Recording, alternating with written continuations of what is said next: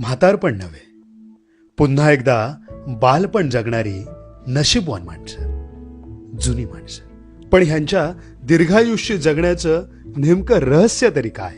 जिमला जात नाहीत, रोज पंचपक्वान्न खात नाहीत, तरी ह्या वयात सो कॉल्ड सेलिब्रिटींना लाजवेल असा फिटनेस, शेतात घाम गाळून गावची शुद्ध हवा, निर्मळ पाणी, कष्टाची भाकरी खाऊन पंच ज्ञानेंद्रियांना सुखावत तृप्तीचे ढेकर देत जगणारी स्वाभिमानी माणसं.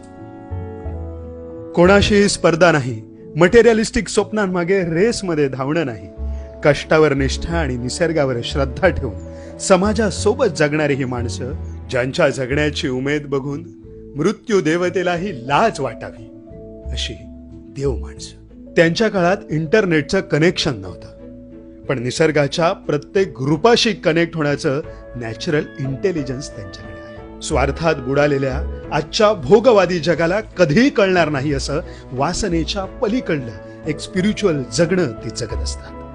आयुष्याच्या शेवटी सुरकुतलेल्या चेहऱ्यावर निरागस हास्य मिरवत असतात.